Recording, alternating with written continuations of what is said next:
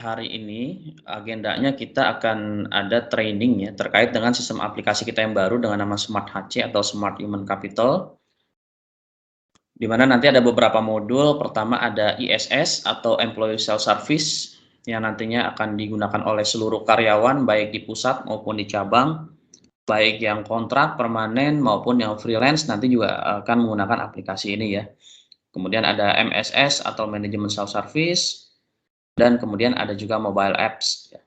Nah, ini merupakan training atau sosialisasi untuk fase 1. Kenapa saya sebut fase 1? Karena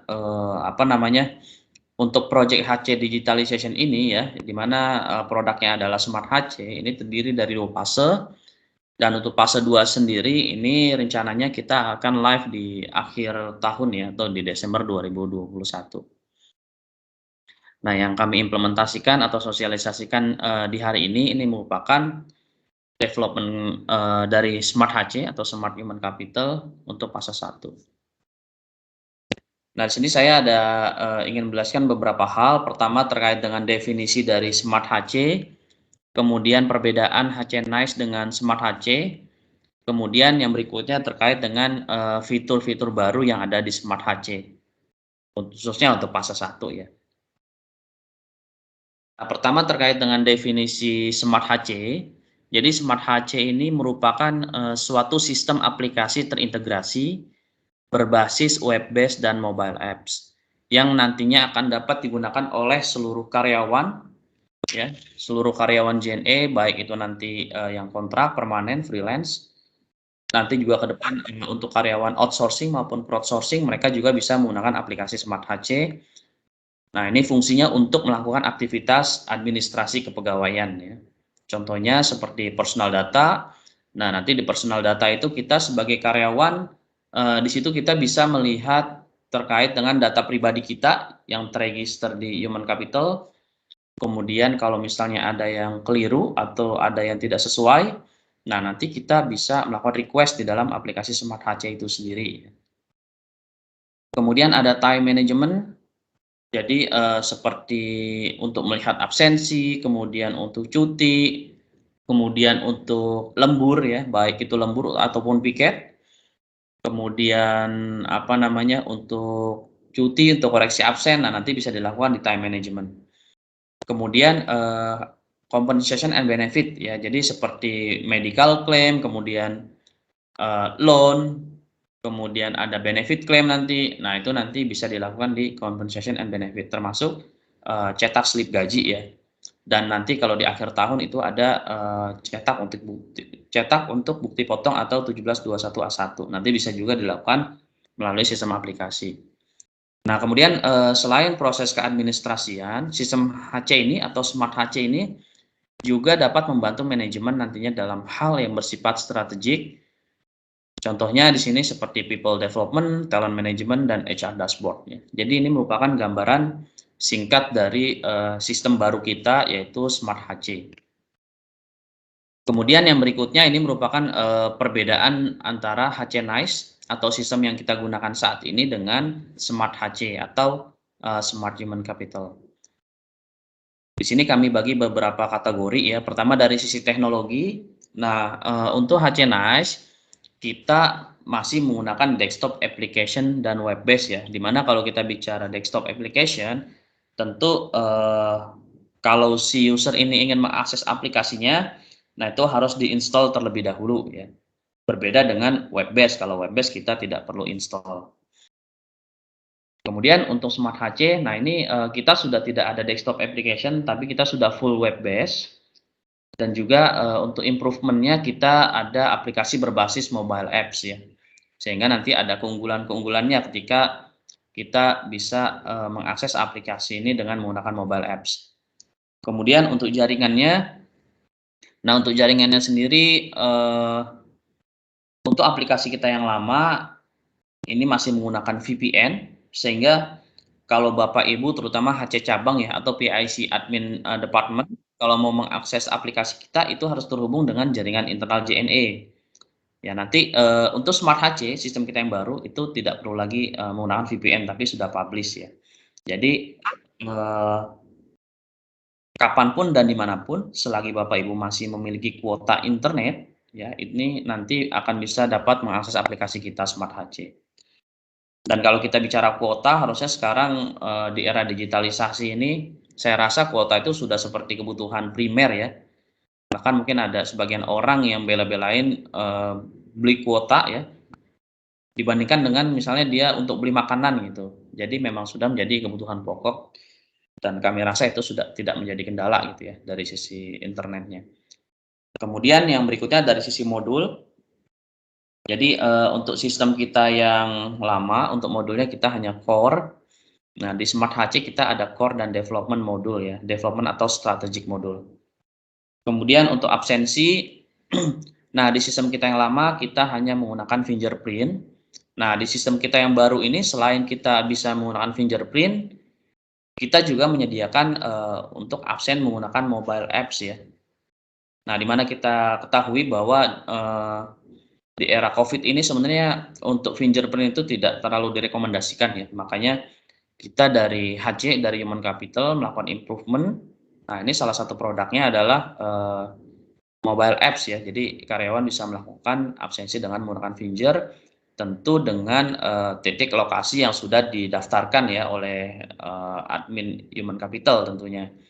Jadi si karyawan nggak bisa dia melakukan absen dimanapun ya, gitu ya. Jadi dia hanya bisa melakukan absen di tempat di mana dia didaftarkan atau diregisterkan gitu ya terkait dengan GPS-nya. Dan untuk untuk GPS-nya sendiri di situ kita juga mengatur terkait dengan range-nya ya. Jadi misalnya contohnya kalau saya absen ini di JNE Pusat atau Tomang 9 misalnya, nah itu saya hanya bisa absen 30 meter range-nya dari titik absen. Jadi nggak bisa lebih ya.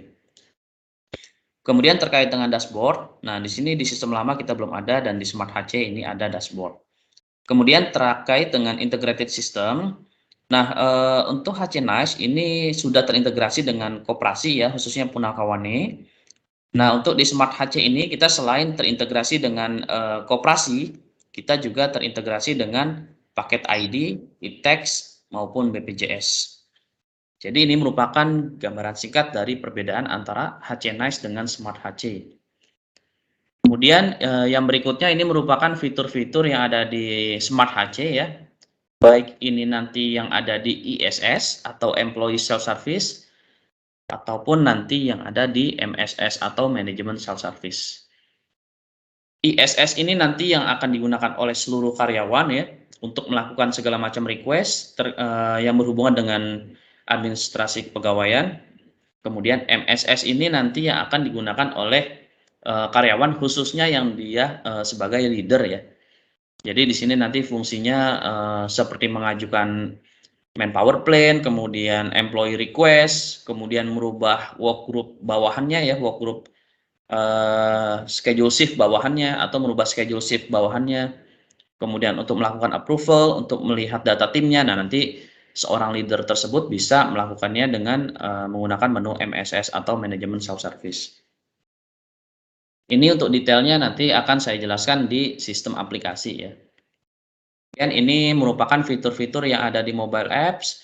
Jadi di mobile apps ini kita bisa melihat outstanding approval, kemudian approval history, kemudian bisa mengajukan cuti juga, bisa melihat cuti di menu leave, kemudian di attendance kita bisa melihat data absensi termasuk koreksi kehadiran kita. Kemudian kita juga bisa present via mobile apps ya, jadi kita bisa melakukan absensi via mobile apps. Kemudian kita sebagai atasan bisa merubah work schedule group atau work schedule design dari bawahan kita ya. Jadi kita bisa merubah grup bawahan kita atau apa namanya shift dari bawahan kita. Kemudian ada overtime, jadi nanti seluruh karyawan akan mengajukan lembur ataupun piket nanti menggunakan aplikasi mobile atau web base kita. Kemudian ada nantinya ini ada performance appraisal dan kompetensi ya. Jadi seorang karyawan ini bisa melihat data PA-nya atau kompetensinya di mobile apps-nya. Kemudian ada benefit claim dan loan application, ini berkaitan dengan compensation and benefit ya. Jadi nanti bisa melakukan Bapak Ibu melalui sistem ini. Kemudian ada workforce administration. Nah, ini nanti untuk pengajuan employee request, selain bisa menggunakan web application, nanti bisa juga menggunakan mobile apps ya. Kemudian ada my team activity, jadi kita sebagai leader, kita bisa melihat data bawahan kita sebanyak 2 layer ya, jadi layer 1 dan layer 2. Jadi ini merupakan fitur-fitur yang ada di aplikasi Smart HC atau Smart Human Capital, baik itu yang berbasis web application ataupun yang berbasis mobile apps ya. Nah, di sini nanti ke depannya dengan menggunakan sistem aplikasi Smart HC, maka karyawan itu sudah self service ya, baik itu untuk mengajukan sesuatu yang berkaitan dengan administrasi kepegawaian ataupun nanti yang berfungsi untuk melakukan approval ya atau sebagai atasan. Jadi nanti semua sudah self service sehingga harusnya nanti ke depan fungsi dari human capital ya, fungsi dari HC cabang atau PIC departemen, nah ini nanti pasti akan berkurang ya. Khususnya yang di PIC departemen yang sebelumnya mungkin ada melakukan upload FBA di sistem sebelumnya, nah nanti ke depan sudah tidak ada seperti itu lagi. Berikutnya ini saya mau coba mensimulasikan terkait dengan penggunaan sistem aplikasi Smart HC. Nah, untuk sistem aplikasi Smart HC sendiri, nah ini Bapak Ibu bisa menggunakan berbagai macam browser ya. Bisa menggunakan Chrome, Firefox, bisa menggunakan Opera, atau bisa juga kalau yang iOS menggunakan Safari. Jadi bebas menggunakan browsernya, namun di sini kita merekomendasikan informasi dari tim development-nya ya. Jadi menggunakan Firefox ya. Tapi kalau misalnya nggak ada ya menggunakan browser yang lain pun tetap bisa. Nah, di sini saya akan coba mensimulasikan dengan menggunakan 3 user login ya. Pertama, saya menggunakan user login-nya si Suci Indah Permatasari, ini yang ada di Hatcis ya. Kemudian nanti saya menggunakan login-nya Pak Ardian juga sebagai atasannya Suci. Kemudian yang ketiga saya menggunakan login sebagai diri saya sendiri ya. Ini nanti untuk mengajukan beberapa pengajuan ya. Oke, saya mulai saja. Nah, ini merupakan tampilan awal ketika kita masuk ke dalam aplikasi Smart HC ya. Nah, untuk masuk ke dalam aplikasi Smart HC sendiri, nanti Bapak Ibu bisa mengetikkan ya di URL browser ini smarthc.jne.co.id ya. Jadi ini merupakan domainnya Smart HC sebagaimana nama sistem kita Smart HC. Jadi smarthc.jne.co.id. Kemudian nanti setelah kita klik akan muncul halaman seperti ini ya, halaman login. Nah, ini nanti silakan diketikkan untuk user ID-nya. Nah, kalau yang sudah dikirim oleh kami melalui email itu silakan Bapak Ibu kalau misalnya mau coba-coba. Kemudian kalau misalnya yang belum terima tidak apa-apa ya, ini nanti silakan ditunggu aja karena rencananya untuk sistem aplikasi kita ini akan kita launch itu di tanggal 1 Oktober 2021. Nah, mungkin nanti sebelum tanggal 1 kita juga akan blasting untuk user ID maupun password yang baru. User ID ini menggunakan employee ID, sedangkan password ini menggunakan password random ya yang akan dikirimkan ke email Bapak Ibu. Jadi kami juga sebagai HCIS Departemen yang memegang sistem, kita nggak tahu password dari Bapak Ibu sekalian. Kemudian di sini ada tombol login dan forgot password ya. Nah, forgot password ini digunakan kalau misalnya Bapak Ibu sebelumnya sudah kami registerkan ya dari HCIS, sudah kami registerkan, kemudian setelah kami registerkan, Bapak Ibu sudah terima password, nah kemudian lupa gitu passwordnya ya. Nah, nanti bisa diklik forgot password. Nah, nanti ketika diklik forgot password, nanti akan muncul form seperti ini ya. Nanti Bapak Ibu bisa klik user ID, kemudian silakan di send. Nah, nanti sistem kita akan mengirimkan email notifikasi ke email Bapak Ibu sekalian yang terdaftar di sistem kita.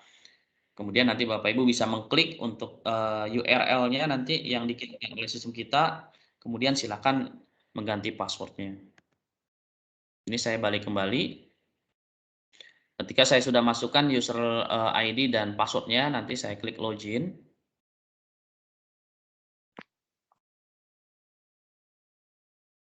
Kemudian kami perlu menginformasikan juga kepada Bapak Ibu sekalian jika penjelasan saya di sini agak sedikit cepat, mohon dimaklumi ya. Karena ini modul yang saya jelaskan lumayan cukup banyak, tapi Bapak Ibu jangan khawatir karena untuk sesi di Microsoft Teams ini kita record ya, sehingga Bapak Ibu nanti ketika selesai meeting ini kalau misalnya ada yang lupa-lupa mungkin bisa diulang kembali ya terkait dengan recordingnya. Jadi seperti itu. Nah, ini merupakan halaman homepage dari sistem aplikasi Smart HC kita, ya, di mana kalau di paling atas ini kalau kita lihat ada ikon rumah. Ini kalau kita mau balik ke halaman homepage ya. Ini untuk balik ke halaman homepage kalau kita klik. Nah, di homepage ini ya, kalau kita lihat ini ada beberapa kotak atau beberapa frame. Pertama ada spotlight. Ini nanti dari admin aplikasi Smart HC ini, nah kita akan men-share gambar-gambar yang berkaitan dengan JNE kekinian gitu ya. Nah ini contohnya waktu itu lagi ulang tahun Indonesia ya, kemerdekaan Indonesia. Nah ini kita share gambar ini. Ini hanya dalam berbentuk gambar. Kemudian ada current time, ini tanggal sekarang, ada announcement. Nah, announcement ini nanti kita bisa share terkait dengan video ya, admin dari aplikasi Smart HC ini. Di mana ketika kita share nanti Bapak Ibu bisa mengkliknya, kemudian nanti bisa menyetelnya ya. Jadi seperti ini. Jadi saya close. Kemudian di bawahnya ini ada news. Jadi news ini untuk admin dari Smart HC ini mengirimkan informasi yang berkaitan dengan JNE ke Bapak Ibu sekalian ya. Nah, mungkin kalau yang sebelumnya si admin HC ini, admin Human Capital kalau mau menginformasikan terkait dengan JNE, itu mereka akan men-share-nya itu melalui JNE moderator ya, dengan menggunakan email untuk media blastingnya. Nah, seperti kita ketahui namanya email official ya, itu kan tidak semua karyawan punya gitu ya. Nah, dengan sistem ini, dengan Smart HC ini, nah nanti si admin Human Capital tersebut bisa memposting berkaitan dengan news ya di aplikasi Smart HC ini, sehingga nanti seluruh karyawan yang mengakses sistem aplikasi ini bisa membacanya gitu ya. Kemudian di sampingnya ada MSS To Do List. Nah, MSS To Do List ini fungsinya yaitu eh, untuk melakukan approval ya, atau ini bisa dibilang pintasan ya. Jadi di sini contohnya ada personal data change posting. Jadi di sini ada pendingan sekitar 103 yang harus diproses ya. Nah, nanti kalau saya klik dia akan mengarahkan ke halaman postingan tersebut ya. Jadi seperti itu. Nah, ini merupakan halaman homepage. Nah, kemudian berikutnya di samping kalau kita lihat ini ada tombol employee self service ya. Nah, di mana tombol employee self service ini fungsinya adalah untuk kita sebagai karyawan, jadi baik yang kontrak, baik yang permanen, yang freelance, kemudian nanti ada outsourcing, crowdsourcing. Nah, itu kalau kita ingin melakukan administrasi yang berkaitan dengan kepegawaian, kita bisa melakukannya di employee self service. Ini langsung saya klik saja. Oke, ini saya jelaskan saja satu persatu terkait dengan menu-menu yang ada di employee self service ya. Pertama ini ada employee data. Ini kalau saya klik nanti bisa ditunggu ya. Ditunggu sebentar.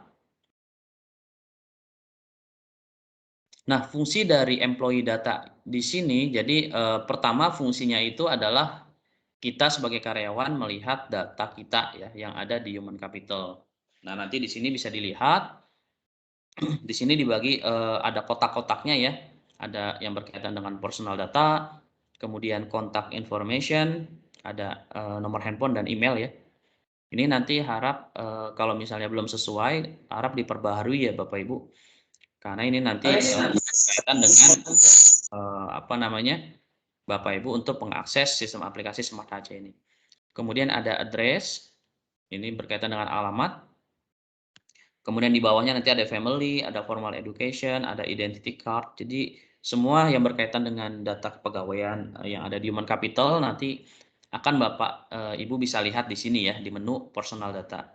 Kemudian kalau misalnya ada data yang tidak sesuai, nah nanti Bapak Ibu bisa langsung melakukan request ya.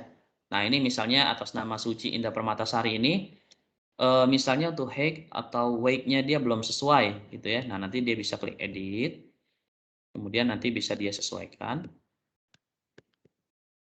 Misalnya tingginya 160, beratnya misalnya 55 gitu ya. Nah, kalau kita lihat di sini ada yang ada bintang-bintang merahnya ya. Nah, ini mandatory. Jadi ini harus diisi oleh Bapak Ibu ya. Kalau nggak diisi nanti nggak bisa di-save. Nah, ketika kita merevisi data kita yang berkaitan dengan personal data, maka nanti tidak langsung aktif ya Bapak Ibu, tidak langsung aktif.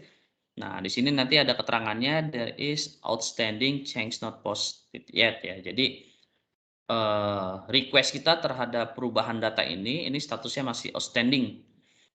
Nah, kemudian yang tadi kita ajukan ya perubahan datanya, nah ini masih gambar pentungan ya atau gambar tanda seru. Nah, menandakan nanti butuh persetujuan dari EIRD ya, khususnya EIRD baik yang di pusat maupun cabang. Ini misalnya sekarang saya ke menunya EIRD ya untuk melakukan posting supaya nanti di sini bisa terlihat ketika EIRD nanti akan memposting impact-nya akan seperti apa. Sekarang saya masuk sebagai login-nya EIRD misalnya ya.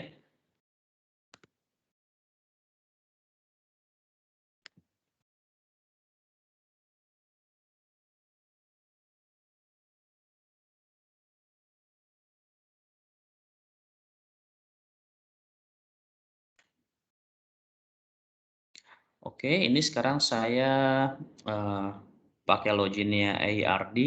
Nah, EIRD nanti akan masuk ke personal management, akan masuk ke posting personal data change. Oke, di sini nanti akan muncul nih ya listing-listing terkait dengan personal data change ya yang harus diproses oleh EIRD.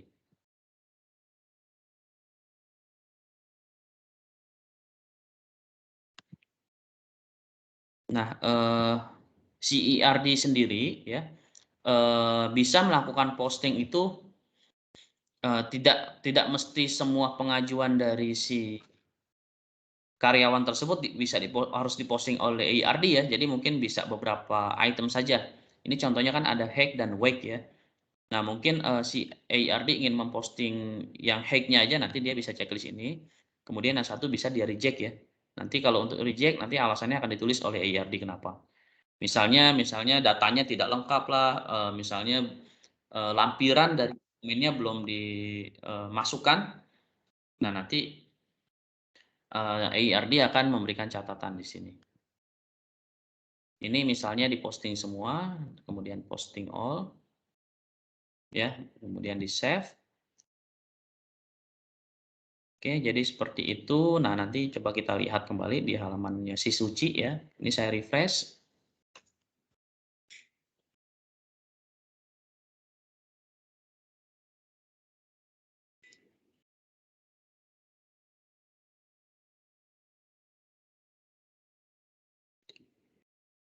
Nah, ini bisa dilihat ya yang tadinya ada tulisan outstanding, outstandingnya sudah tidak ada. Kemudian untuk hack wake-nya ini sudah sesuai ya dengan request yang dilakukan oleh Suci. Nah, ini fungsi yang ada dari personal data ya. Jadi selain kita bisa melihat data kita yang ada di human capital, kita juga bisa melakukan koreksi. Kemudian di sampingnya ini ada employee data, fungsinya untuk kita melihat terkait dengan job history kita yang ada di JNE ya. Nanti bisa kita lihat baik itu posisi, organisasi, kemudian job level, working status dan lain-lain ya. Kemudian yang berikutnya ini terkait dengan compensation. Nah, di compensation ini yang kita buka hanya untuk nomor rekening ya Bapak Ibu. Jadi kalau misalnya Bapak Ibu di sini Bapak Ibu lihat nomor rekening yang salah mungkin bisa konfirmasi ke kita atau misalnya nanti mau ada perubahan ya. Kalau perubahan nanti Bapak Ibu bisa lakukan di personal data ya. Kemudian di sampingnya ini ada history. Nah, history ini adalah kumpulan dari request-request terhadap perubahan data yang kita lakukan. Nanti akan terangkum di sini ya semuanya di menu history. Kemudian di sampingnya ada personal request. Nah, di personal request ini, jadi ada beberapa hal yang bisa kita lakukan sebagai karyawan ya. Pertama, di sini ada letter request, kemudian di bawahnya ada termination request, kemudian di bawahnya ada compensation request ya. Jadi ada 3, ada letter request, ada termination request, dan compensation request. Pertama, untuk letter request, nah letter request ini adalah fungsinya untuk kita mengajukan kepada admin ARD. Nah, ini terkait dengan surat keterangan ya. Surat keterangan misalnya kita butuh surat keterangan kerja untuk keperluan bank misalnya. Nah, ini kita bisa melakukan request dengan cara mengklik add. Kemudian nanti silakan diisi letter name yang dibutuhkan apa ya. Misalnya ini saat ini baru kita setting seperti ini ya. Cuma nanti pada saat sistem ini kita live di tanggal 1, nanti kalau misalnya ada tambahan terkait dengan letter type name-nya, nanti bisa kita masukkan di sini ya. Nanti ARD yang akan memasukkan.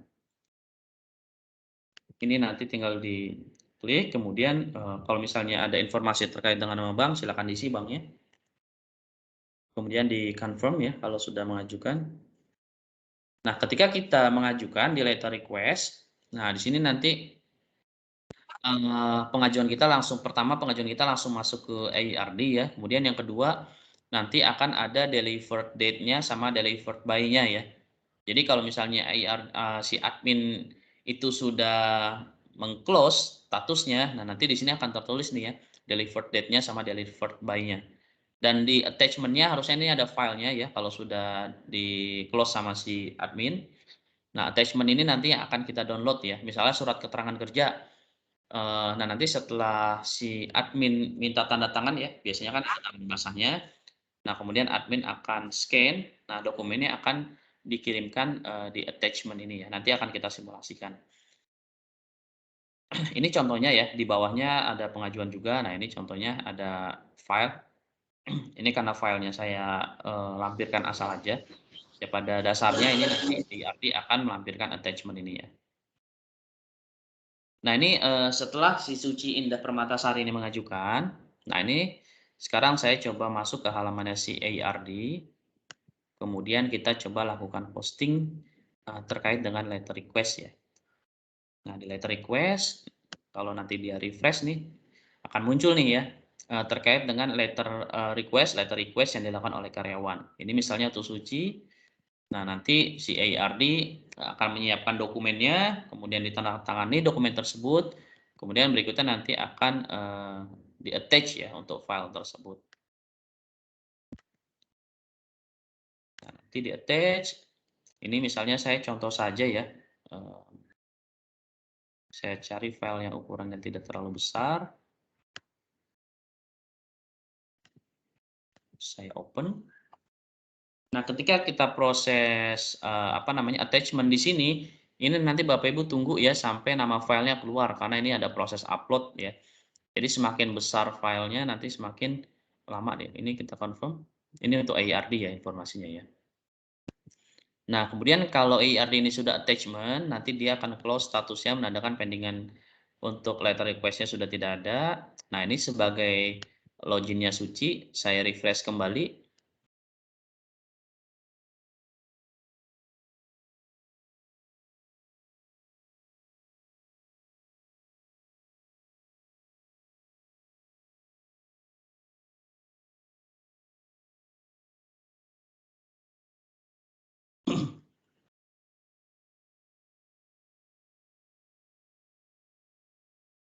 Kemudian di sini bisa kita lihat ya, ini untuk pengajuan di tanggal 28. Jadi delivered date-nya sudah ada, delivered by-nya sudah ada. Nah, ini attachment-nya yang bisa kita download ya. Jadi ini terkait dengan letter request. Kemudian di sini yang berikutnya ada termination request ya, di mana termination request ini fungsinya kita sebagai karyawan untuk melakukan pengajuan pengunduran diri ya. Pengunduran diri. Nah, untuk mengajukannya, kalau di sini kalau kita lihat data saya udah terkait pengunduran diri udah banyak ya. Ini data sampling ya Bapak Ibu ya. Ini sudah saya cancel. Untuk pengajuannya nanti bisa diklik add. Kemudian untuk alasannya nanti bisa dipilih ya, apakah mengundurkan diri, apakah karena sakit atau karena pensiun. Misalnya mengundurkan diri, kemudian nanti di sini attachment-nya silakan di-upload ya. File untuk surat pengunduran dirinya di-upload. Kalau sudah nanti kemudian silakan di-save ya.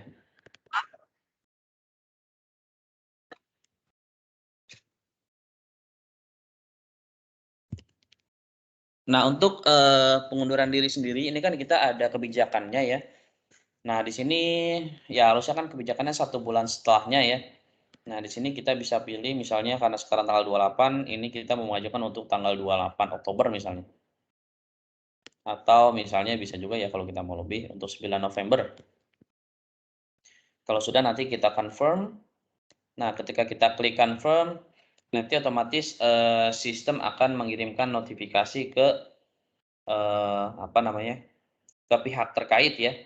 Nah, karena untuk mengundurkan diri ini ada beberapa approval dan kalau Bapak Ibu mau lihat terkait dengan siapa-siapa saja yang akan melakukan approval, Bapak Ibu bisa melihatnya di show approval tracking ya. Nanti bisa diklik datanya, kemudian di show approval tracking. Nah, kemudian nanti akan kelihatan nih di sini ya. Ini untuk melihat berapa orang yang akan mengapprove, Bapak Ibu cukup melihat dari levelnya. Di sini kalau kita lihat ada 3 level ya, 1, 2, 3. Nah, ini di level 1 kenapa ada 3 orang? Karena kebetulan di posisinya si Hacis section head ini yang sebagai atasannya si Suci, ini ada 3 orang ya yang menempati di posisi tersebut, makanya muncul 3 orang. Tapi untuk proses approval di sini ini cukup salah satu saja ya. Jadi misalnya ada Ardian atau tes data atau Agustinus ini approve, berarti untuk level satunya sudah selesai, lanjut ke level 2. Nah, untuk untuk setiap pengajuan ketika kita baru pertama kali mengajukan, maka nanti statusnya ini adalah open ya. Statusnya open dan ketika sudah di-approve salah satu, misalnya tadi kan ada 3 level gitu ya. Kemudian ada yang meng-approve salah satu, maka nanti statusnya yang tadinya open menjadi in progress ya. Kemudian kalau misalnya nanti udah semua approve, nah nanti statusnya yang tadinya in progress akan menjadi approve.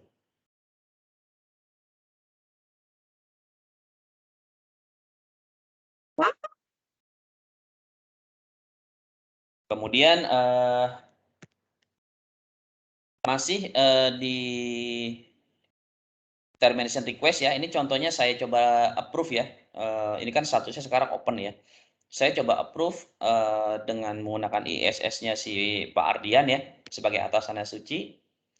Nah, nanti si Pak Ardian ini akan masuk ke manajemen self-service, kemudian dia akan masuk ke approval, nah kemudian dia akan masuk ke termination request. Nah, di sini nanti dia bisa lihat untuk list-nya ya. Nah, di sini ada attachment-nya ya. Attachment-nya ini pasti nantinya akan surat pengunduran diri ya tentunya. Nah, ini kalau misalnya si Pardian mau mendownload, nanti dia bisa klik filenya. Nah, otomatis nanti akan mendownload atau mau view ya, tergantung settingan dari browsernya.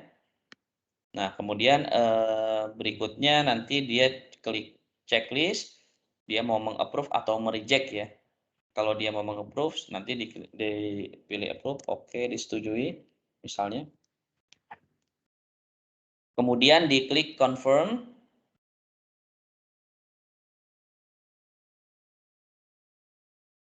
Oke, setelah diklik confirm ini kita coba balik lagi ke menunya Suci ya. Kita refresh.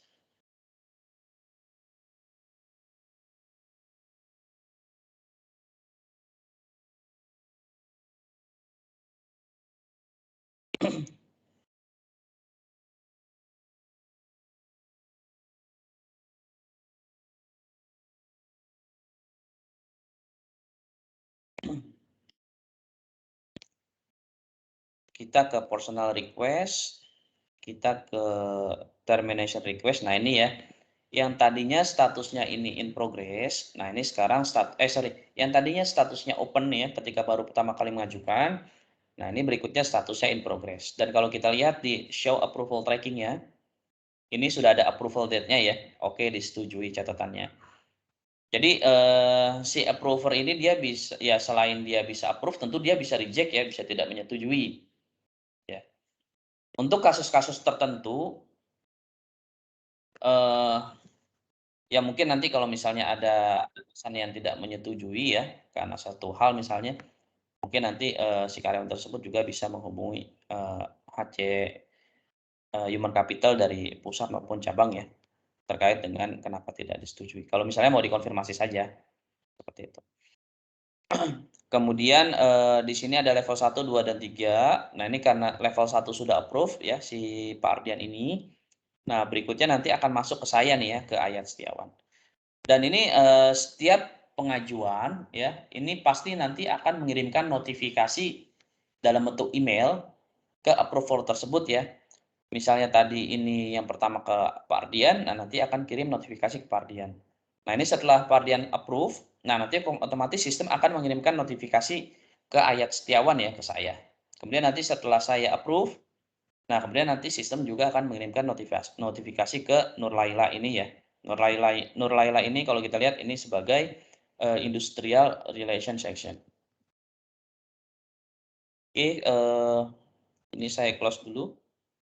Nah kemudian, bagaimana kalau misalnya, atasannya kurang aware gitu ya terhadap sistem aplikasi, dan atasannya itu tidak meng-approve. Nah, ini kita bisa mengirimkan, reminder lagi atau notifikasi lagi, nanti Bapak Ibu cukup diklik datanya, kemudian klikkan notify approver ya.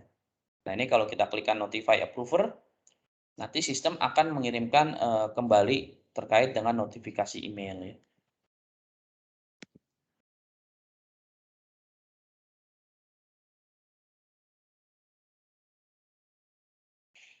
Nah, ini ya terkait dengan notifikasi email. Nah, ini nanti semua notifikasi, yang berasal dari sistem aplikasi Smart HC, nah nanti namanya itu Smart HC ya Bapak Ibu ya, namanya Smart HC, kemudian nanti subjeknya sesuai dengan, approval-nya terkait dengan apa ya. Ini contohnya terkait dengan termination, maka namanya terminated employee. Nah, nanti kalau misalnya dengan berkaitan dengan cuti, nanti namanya lain lagi.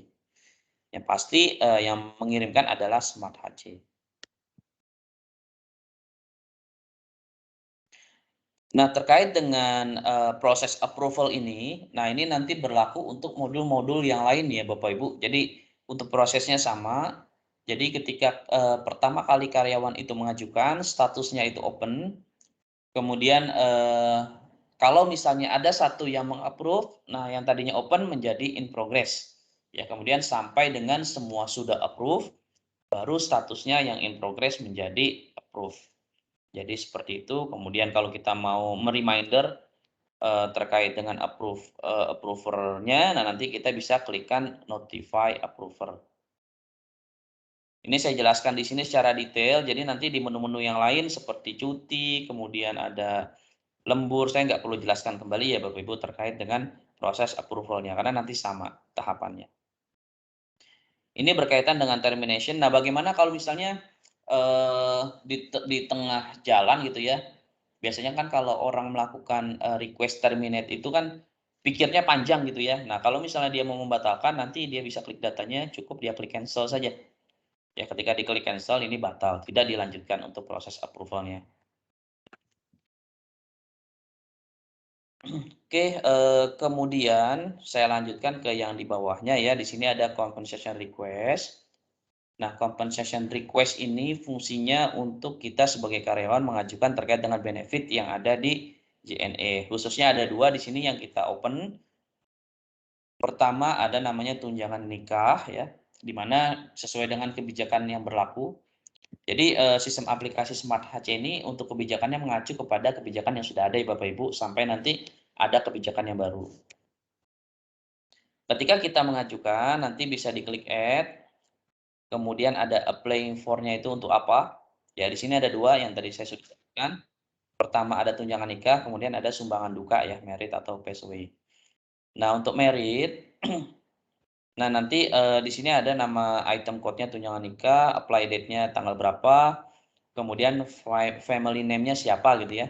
Tentu kalau kita bicara tunjangan nikah, harus diisi, siapa suaminya atau siapa istrinya. Maka dari itu, sebelum Bapak Ibu melakukan, compensation request ini, nah sebelumnya Bapak Ibu harus, mengajukan dulu ya perubahan datanya.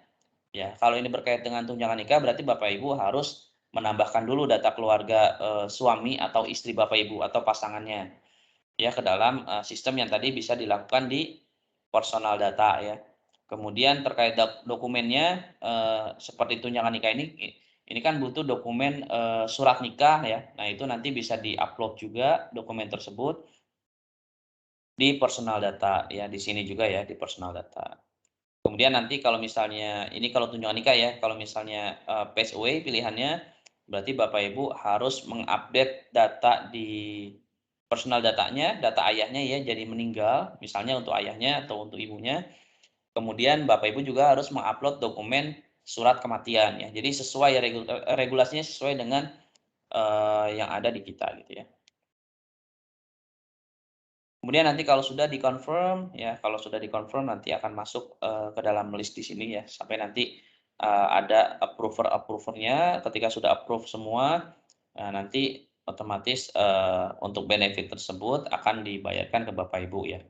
Nah, untuk benefit sendiri, tentu ada yang kita bayarkan berbarengan dengan UMT atau uang makan transport, ada juga yang, menggunakan kas merah ya, berarti nanti, Bapak Ibu akan ditransfer tidak berbarengan dengan, upah ataupun UMT ya.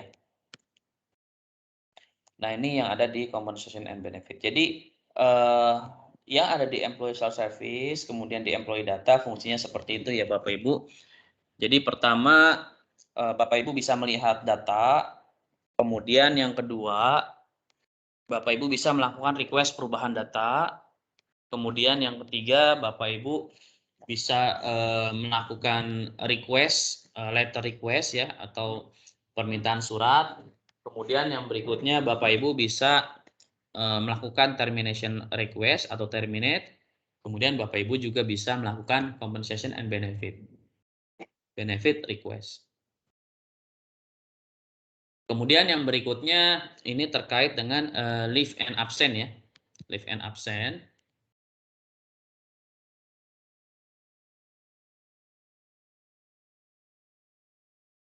Untuk leave and absent ini fungsinya pertama ya, Bapak Ibu dapat melihat saldo cuti di, sistem aplikasi ini ya.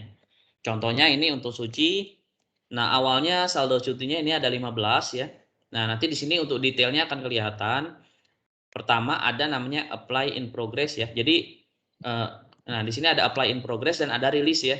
Nah apply in progress ini berarti cuti yang belum rilis, pengajuan Bapak Ibu baik yang sudah di-approve maupun yang sedang proses namun, belum rilis. Nah nanti akan masuknya ke sini ya, ke apply in progress. Ini totalnya contohnya ada 4. Kemudian, yang berikutnya ini ada yang rilis, ini berarti yang sudah lewat tanggal ya. Ini kalau kita lihat nanti akan muncul ya, untuk yang tanggal berapa. Kemudian di sini juga yang apply in progress, kalau kita lihat ini bisa kelihatan ya, untuk pengajuan yang di tanggal berapa tanggal berapa. Nah khusus untuk, cuti ini nanti selain ada pengajuan, ada juga proses cancel cuti ya Bapak Ibu. Jadi misalnya, contohnya, di masa pandemi, kemarin ya atau saat ini, nah itu waktu sebelum pandemi itu mungkin kan ada yang mengajukan cuti misalnya untuk liburan, ternyata, karena pandemi, liburan tidak diperbolehkan. Nah maka dari itu kan cancel yang sudah dilakukan harus cuti yang sudah dilakukan atau yang sudah diajukan itu kan harus di-cancel ya, supaya nanti akan, mengembalikan saldonya kembali, yang tadinya terpotong, maka nanti, akan balik kembali gitu ya. Nah ketika, request cancel-nya sudah approve, nah maka nanti otomatis, untuk apply in progress-nya yang tadinya 4 ini pasti akan berkurang ya, akan berkurang dan akan, mengembalikan ke, sisa saldo ya yang available-nya berapa. Jadi seperti itu. Ini summary cuti, kemudian di sampingnya ada, leave apply in progress. Nah, untuk leave apply in progress ini, fungsinya tadi untuk mengajukan, nanti kita tinggal klik apply leave ya untuk mengajukan. Nah, nanti akan muncul form seperti ini ya, untuk formnya atau user interface-nya. Nanti Bapak Ibu bisa, ketikkan di sini description-nya atau alasan Bapak Ibu cuti untuk apa. Misalnya untuk liburan. Kemudian nanti untuk applying for-nya nanti di sini ada beberapa pilihan ya Bapak Ibu ya, ada 2. Pertama ada annual leave, kemudian yang kedua ada izin upah dibayar namanya ya. Annual leave itu untuk cuti tahunan, kemudian izin upah dibayar itu untuk kita tidak masuk kantor tapi sebenarnya dibayarkan, contohnya seperti cuti khusus ya, kayak cuti pernikahan karyawan itu kan Bapak Ibu tidak hadir ke kantor ya, tapi kan tetap dibayar secara upahnya gitu ya.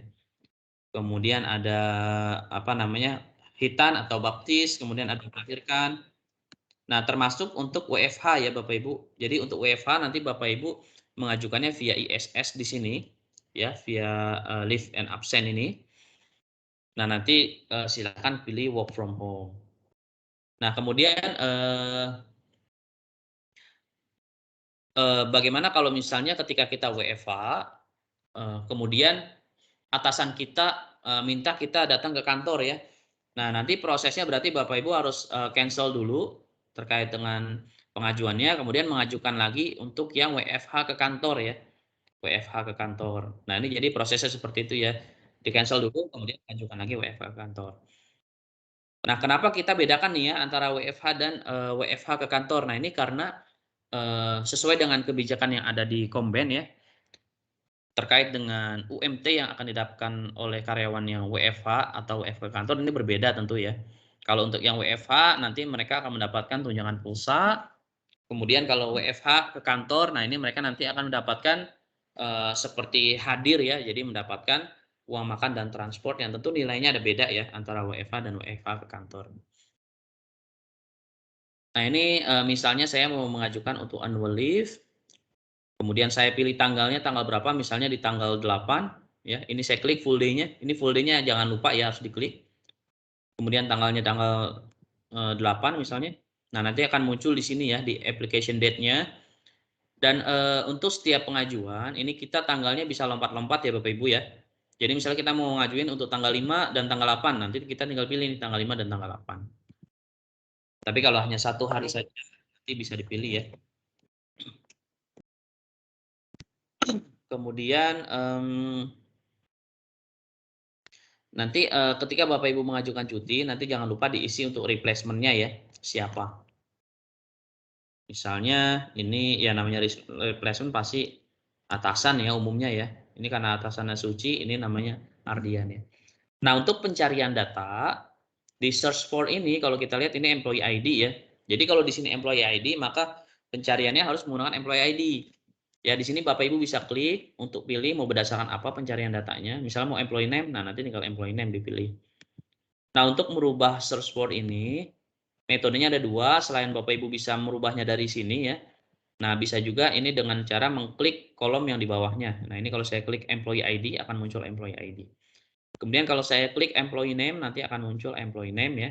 Sehingga ketika saya klik akan muncul nanti nama-nama Ardian ya. Ini nanti saya pilih ini ya, Ardian yang ini. Kalau sudah berarti nanti tinggal Bapak Ibu save.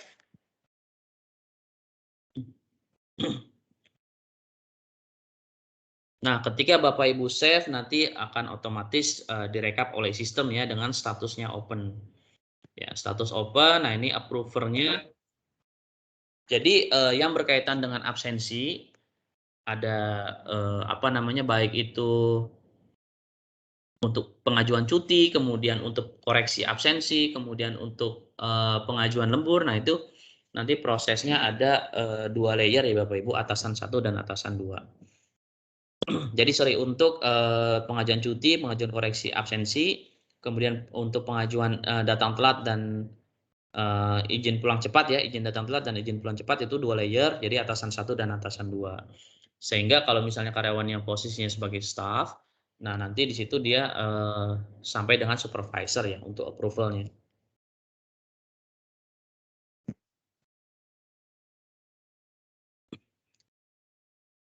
Oke, nah ini untuk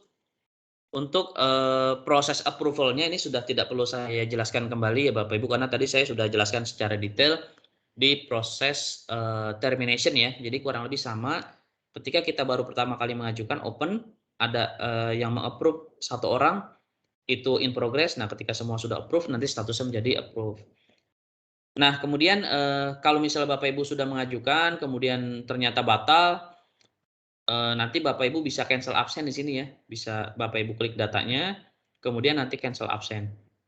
Nah, kemudian nanti ketika kita pilih cancel absen, otomatis nanti workflow-nya sama ya Bapak Ibu ya, proses approval-nya. Jadi ada atasan 1 dan atasan 2, di mana ketika nanti sudah di-approve, nah baru nanti kalau misalnya untuk cuti ya, dia akan mengurangi lagi ya, saldo yang tadinya terpotong, dia akan menambah kembali.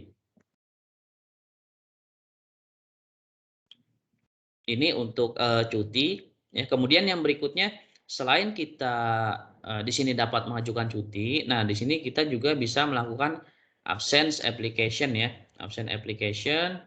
Nah, absence application ini fungsinya untuk kita mengajukan datang telat ataupun pulang cepat ya. Jadi kita izin ke atasan kita melalui sistem aplikasi. Jadi nanti di sini bisa dipilih tanggalnya, ini formnya sama persis seperti yang ada di menu lift tadi ya. Applying for-nya untuk apa, misalnya untuk leaving early, misalnya mau pulang cepat gitu ya, kenapa pulang cepat, misalnya untuk tanggal berapa, misalnya untuk tanggal 7, dia mau pulang jam berapa, misalnya dia schedule-nya itu jam 6 pulangnya ya, dia mau pulang jam 15. Nanti tinggal diisi aja alasannya untuk apa, misalnya ada keluarga yang sakit gitu ya. Kemudian nanti silakan pilih save ya untuk apa namanya, menyimpan datanya. Nah, untuk proses pengajuan cuti, kemudian koreksi absen ya. Nah, ini kebijakannya sama seperti yang sudah berjalan saat ini. Nah, sekarang kita maksimum itu adalah H+5 ya, di mana H+5 itu kita menghitung juga untuk hari Sabtu dan Minggunya.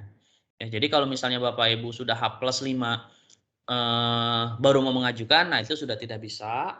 Nah, Bapak Ibu solusinya adalah Bapak Ibu bisa menghubungi CARD ya, atau HC yang ada di pusat maupun yang di cabang, untuk nanti mereka yang masukkan ke dalam sistem.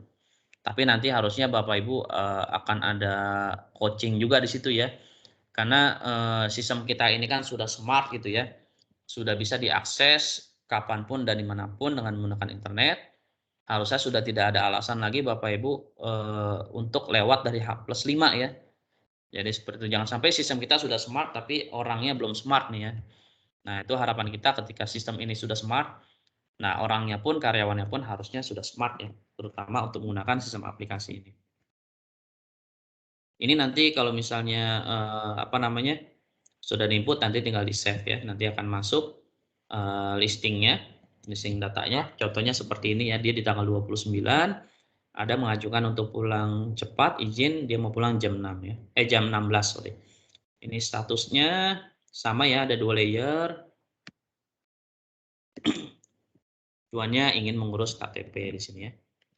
Nah, ini nanti tunggu ada approval dari atasannya. Sehingga nanti di HC ya, data yang kita terima yang harusnya Bapak Ibu pulang cepat, nah di situ nanti ada keterangannya ya, dia sudah izin gitu ya. Jadi kita punya data nih di HC, mana karyawan yang mereka izin untuk data absen yang datang telat atau pulang cepat, mana yang tidak. Oke, nah ini merupakan fungsi menu dari leave and absent yang ada di employee self service. Berikutnya saya mau menjelaskan menu attendance and overtime ya, Bapak Ibu, yang ada di employee self service.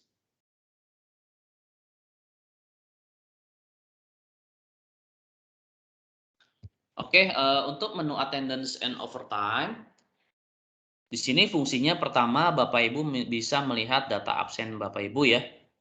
Bisa backdate ya, bisa bulan-bulan sebelumnya atau tahun sebelumnya, ini juga Bapak Ibu bisa lihat di sini ya. Nah, jika data absen Bapak Ibu di sini ada yang abnormal ya, abnormal itu di kita ada 3. Pertama, ada no punch in ya, kemudian yang kedua ada no punch out, kemudian yang ketiga tidak ada in maupun out-nya ya. Jadi tidak ada in, tidak ada out, atau tidak ada keduanya. Nah, itu kita anggap absennya abnormal ya. Nah, ketika absen abnormal, nah Bapak Ibu nanti bisa melakukan request dengan menggunakan sistem aplikasi ya. Jadi misalnya di satu ketika, ya harusnya ini sangat minim sekali terjadi ya. Karena di kita kan untuk absensi sekarang kita siapkan ada 2 metode ya, selain bisa fingerprint, bisa juga menggunakan mobile apps. Nah ini kondisinya misalnya kedua-duanya sedang tidak bisa gitu ya, sedang tidak bisa. Nah nanti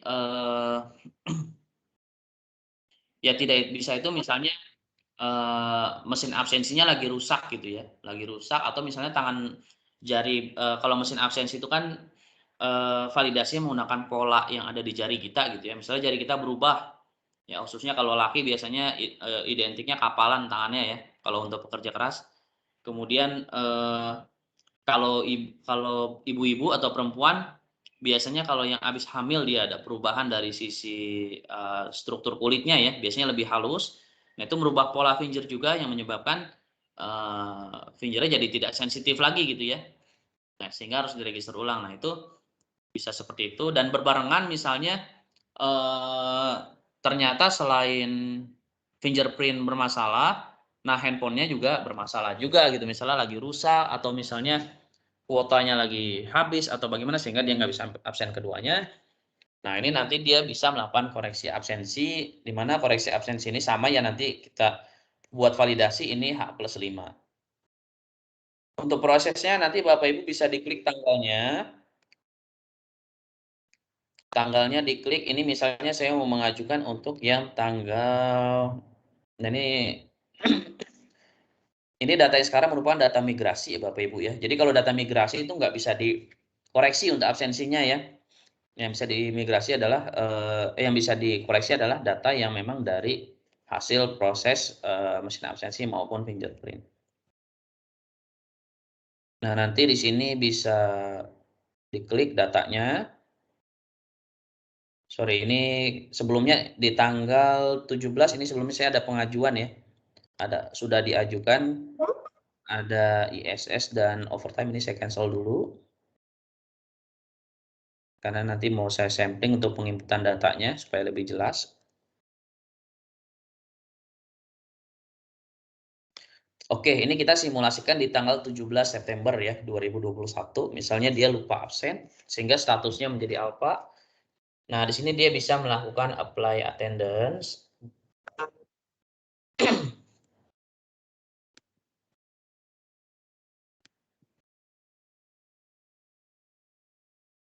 Oke, nah ini sudah melewati limit apply backdate ya.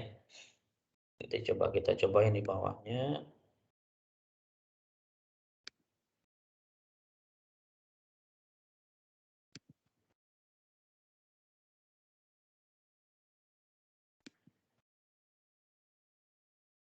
Oke, ini kita coba yang tanggal 24 saja ya, karena untuk yang tanggal 17 tadi mau saya coba tapi udah kelewat backdate-nya ya, udah tidak boleh.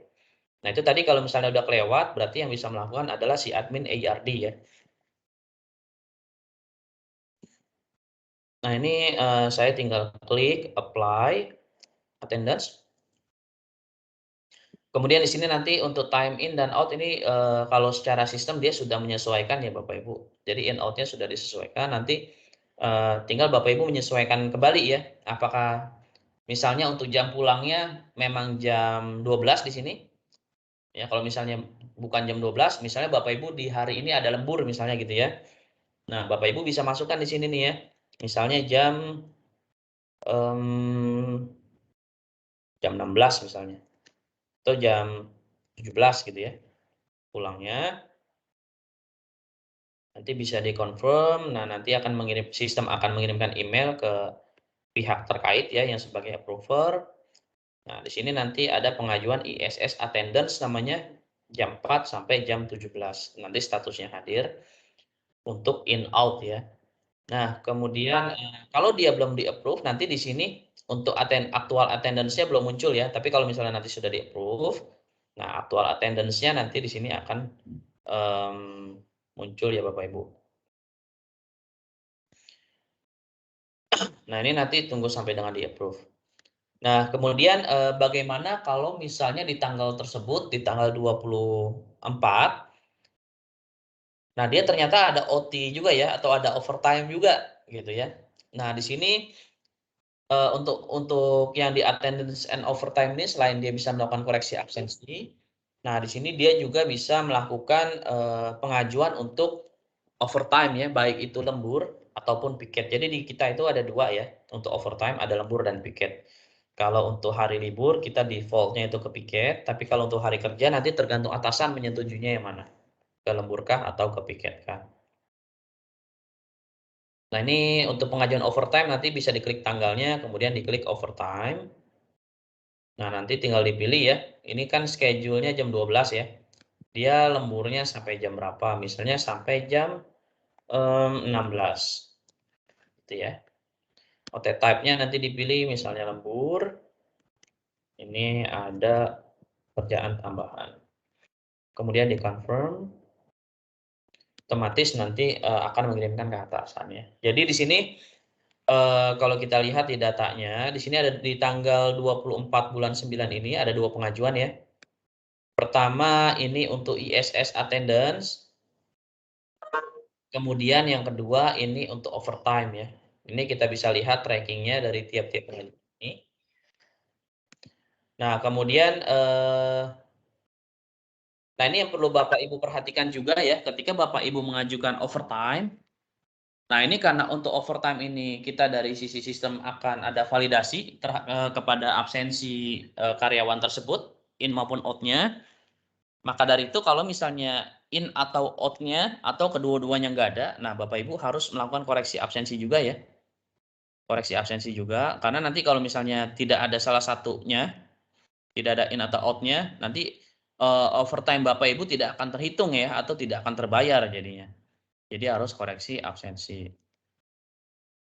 Kemudian untuk perhitungan pun ini ya ini sesuai dengan kebijakan yang ada ya.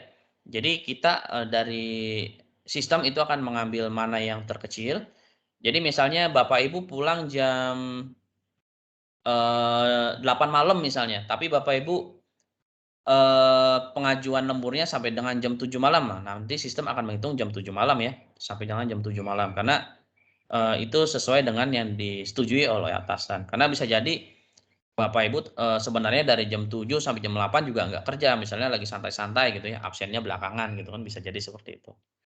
Jadi tetap kita akan menghitungnya berdasarkan SPL. Atau bisa juga misalnya SPL Bapak Ibu sampai dengan jam 8 malam.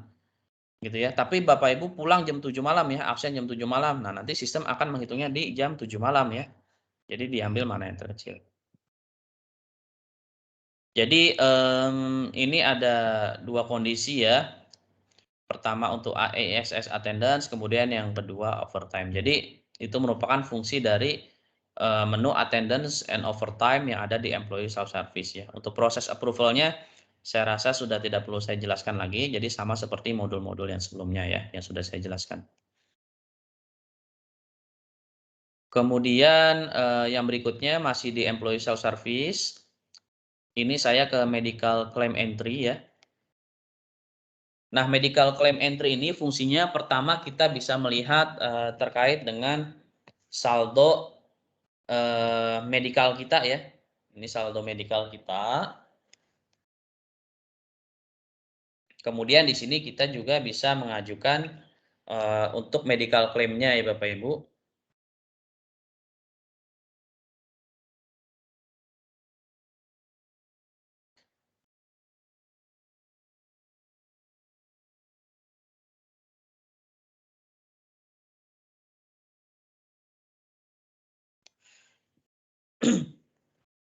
Nah, di sini kalau kita mau mengajukan, nah ini kita bisa lihat terkait dengan limitnya dulu ya.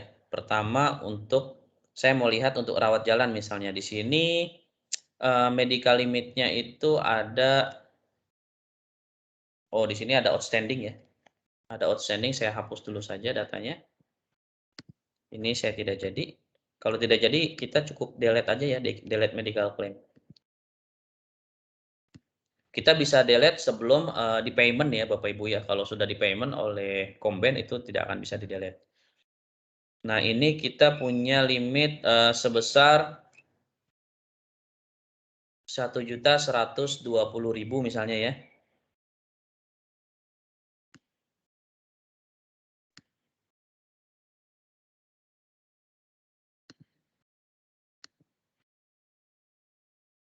Nah, untuk pengajuan kita bisa klik, apply medical claim, kemudian nanti, di sini bisa kita klik add ya, untuk kita mau mengajukan. Nah, ini dipilih dulu ya untuk medical type-nya apa.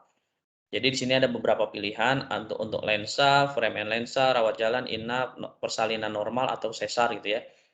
Nah, ini, terkait dengan kategori-kategori yang ada di medical type ini regulasinya sesuai dengan, yang sudah berjalan saat ini ya Bapak Ibu. Ini misalnya saya pilih rawat jalan,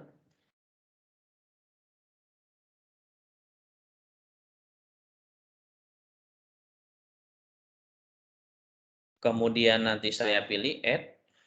Nah, ini untuk biaya dokter atau biaya obat ya. Misalnya untuk biaya dokter, ini misalnya saya pilih 1 juta, kemudian saya save ya. Nah, ini akan tergenerate claim number-nya, sudah tergenerate.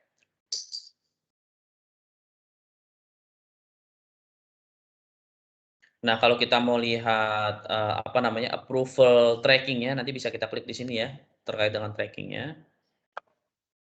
Nah, khusus yang berkaitan dengan komben ya Bapak Ibu, karena kita juga punya regulasi, di mana regulasi kita itu harus menyertakan, terkait dengan hard copy, maka untuk prosesnya ini masih sama ya Bapak Ibu, selain Bapak Ibu nanti harus meng-attach untuk dalam bentuk soft copy-nya, jadi Bapak Ibu juga harus, memberikan hard copy-nya ya, terutama kwitansi ke, PIC yang ada di compensation and benefit ya.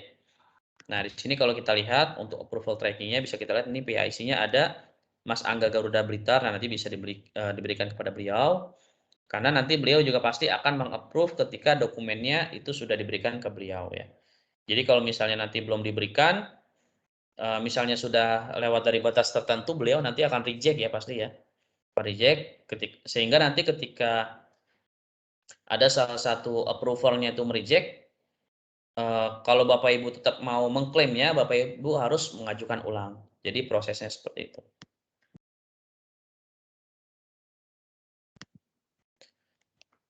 Oke, nah ini untuk proses approval-nya saya rasa tidak perlu saya jelaskan juga, jadi sama ya. Pertama itu nanti statusnya open, kemudian ketika ada yang mau-approve nanti in progress, ketika semua approve nanti approve.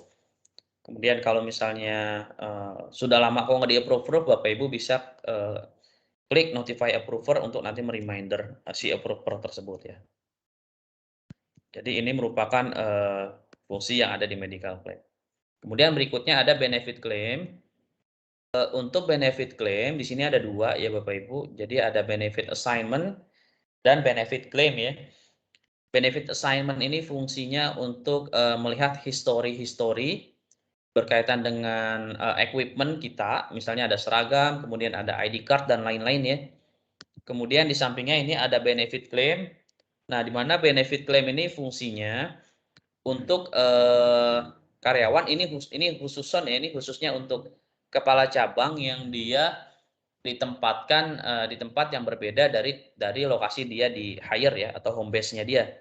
Nah, itu kan nanti kalau di kita ada kebijakan, kepala cabang tersebut ada namanya tunjangan rumah atau sewa rumah. Nah, dia bisa mengajukan itu lewat sini ya, lewat, benefit claim ini. Nanti dia pilih misalnya untuk sewa rumah atau pindahan rumah. Angkanya dia tinggal input ya. Ini juga sama nanti untuk hard copy-nya nanti bisa diserahkan ke PIC benefit ya, untuk kemudian nanti di cross check. Kalau misalnya sudah oke nanti mereka akan langsung approve. Kemudian berikutnya ini, terkait dengan salary slip. Ya, khusus untuk salary slip saat ini, baru bisa digunakan oleh, non manajerial saja ya Bapak Ibu ya. Jadi, kita lagi mengembangkan juga ke depannya, harapannya juga, untuk ya manajerial nanti bisa juga ya cetak slip dari aplikasi ini gitu ya. Jadi nggak perlu minta lagi ke PIC terkait. Nah untuk, slip gaji ini, sebelum kita masuk ke form-nya, nah ini kita harus generate code dulu ya atau authenticate code ya, atau ada juga yang nyebutnya authentication code. Nah ini ketika kita generate nanti sistem akan, mengirimkan email terkait dengan PIN. Ini saya copy. Kemudian saya paste di sini. Kemudian saya klik authenticate ya.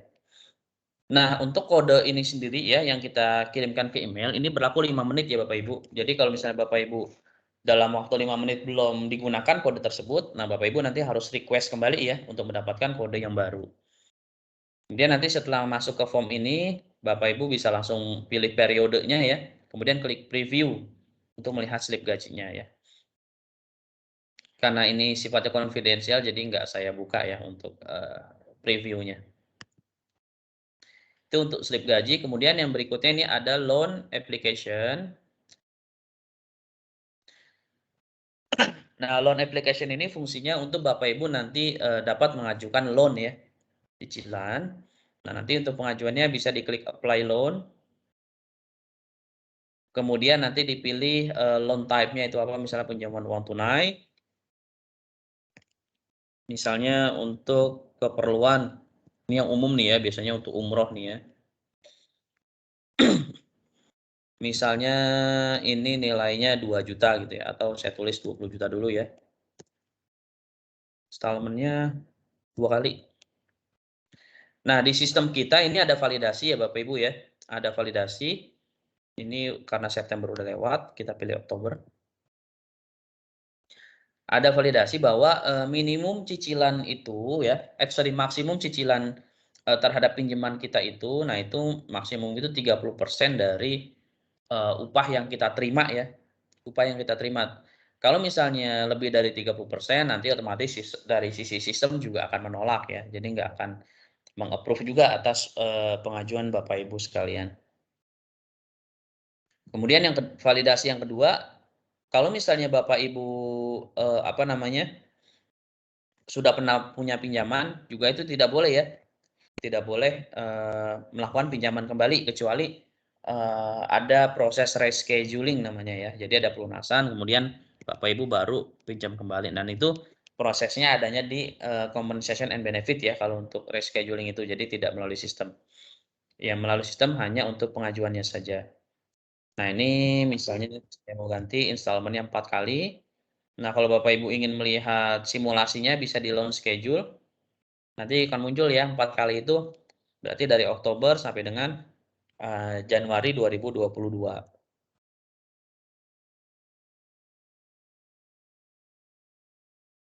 Kemudian nanti kalau sudah di-save, nah ini ya, employee already has other loan ya. Jadi karena saya pernah buatin request loan atas nama Suji, dia minjem lagi dia nggak boleh ya. Kalau kayak gini berarti Bapak Ibu harus ke Komben ya untuk pengajuannya. Nah, ketika Bapak Ibu save, nanti akan muncul seperti ini ya. Ini contoh yang sudah tergenerate. Kalau Bapak Ibu mau lihat trackingnya, nanti di approval tracking bisa dilihat. Jadi ini ada 3 layer ya. Pertama itu atasan 1. Kemudian yang kedua ini Bu Roslina ya, selaku Benefit Service Unit Head. Ini untuk pusat ya. Kalau untuk cabang nanti beda lagi untuk approvalnya. Nanti bisa dilihat di approval trackingnya. Karena dari sisi sistem kita sudah sesuaikan ya. Kalau misalnya untuk cabang nanti approvernya ke siapa, siapa, siapa. Kemudian kalau untuk pusat nanti ke siapa, dan ke siapa. Oke, ini merupakan salah satu fungsi dari menu loan yang ada di Employee Self Service ya. Jadi untuk pengajuan pinjaman. Oke, jadi itu merupakan fungsi-fungsi dari menu yang ada di Employee Self Service ya Bapak Ibu yang nantinya karyawan seluruhnya ya senasional ini bisa akses dengan menggunakan jaringan internet tentunya dan tidak perlu lagi dengan menggunakan VPN. Kemudian selain employee self service ya di Smart HC juga ada namanya manajemen self service ya. Nah, manajemen self service ini yang nantinya akan digunakan oleh para leader ya. Nanti untuk melakukan pertama ada beberapa request yang dilakukan di sini. Contohnya nanti ada manpower planning request, kemudian ada employee request, ya, kemudian ada work group design sama work schedule by employee nanti bisa dilakukan di sini. Kemudian ada juga approval. Jadi semua pengajuan nanti si leaders tersebut akan melakukan approve di menu approval ya. Nanti akan muncul di sini. Kemudian ada my team. Nah, di My Team ini nanti kalau dia mau melihat terkait dengan data bawahannya, baik itu untuk personal data, kemudian absensi, cuti, development-nya, kemudian position chart-nya nanti dia bisa lihat di sini. Kemudian saya mau langsung saja ya di manajemen self service ini saya masuk ke organization design. Ini ada MPP transaction ya. Untuk organization request ini saya hold dulu karena ini nanti ada di fase 2 ya. Jadi nanti ke depannya juga kalau misalnya department head karena untuk pengajuan organization ini minimum department head ya atau branch head. Kalau mau mengajukan via mengajukan organization request nanti via sistem sudah ya, sudah tidak menggunakan manual lagi. Nah, ini saya lanjut ke MPP transaction atau manpower planning transaction. Jadi ini fungsinya ya, kalau sebelumnya biasanya TLA nanti di awal tahun ya, misalnya di Januari atau sebelum awal tahun, bisa jadi di Desember, itu mereka akan memblasting ya terkait dengan apa namanya MPP ini ya. Jadi Bapak Ibu khususnya yang departemen head minimum atau kepala cabang nantinya akan mengajukan manpower plan ya terhadap organisasi yang ada di bawahnya. Nah, untuk mengajukan nanti Bapak Ibu bisa klik new, kemudian nanti di add, kemudian nanti dipilih organisasinya ya. Nah, ini karena Suci ini bukan sebagai departemen head ya, makanya ketika saya search di sini untuk organization code-nya dia nggak muncul ya. Nah, ini saya mau menggunakan login saya untuk simulasi MPP transaction ya. Oke, saya masuk ke manajemen self service, organization design, MPP transaction. Kemudian saya klik new. Jadi di MPP transaction ini ada dua ya Bapak Ibu. Pertama ada new dan nanti ada create revision namanya. Jadi kalau pertama kali buat, ya misalnya kita mau buat manpower plan untuk 2021 atau nanti untuk 2022 gitu ya. Nah, berarti kalau kita belum pernah buat, kita nanti pilihnya new ya. New, itu nanti otomatis ketika kita buat, kita submit, nah nanti ada approval tracking ya. Dan khusus untuk MPP ini memang approval tracknya lumayan cukup panjang ya, sampai 6 layer kalau tidak salah, dan itu sampai dengan ke Pak Chandra dan Pak Edi ya. Nah, nanti ketika sudah di-approve, misalnya ada perubahan dari sisi manpower plan yang pernah dibuat, nanti berikutnya Bapak Ibu menggunakan create revision ya. Nah, create revision. Ini saya coba new dulu. Ini saya klik new. Ini karena di bawah saya hanya satu kotak ya, satu kotak SO. Nah, ini saya bisa pilih. Ini totalnya misalnya mau saya 7 ya. Aktual headcount ini maksudnya karyawan yang ada di kotak ini saat ini ya. Saat ini ada 5 orang. Ini saya save. Kemudian saya save. Nah, kalau kita sudah pernah buat, nanti akan muncul di sini nih ya, message atau informasi data already detail data already exist in database. Jadi data sudah ada ya. Sudah ada, jadi kita nggak bisa mengajukan nih, nggak bisa melakukan prosesnya. Ini kita cancel. Nah, ini bisa kita refresh untuk melihat data yang ada ya.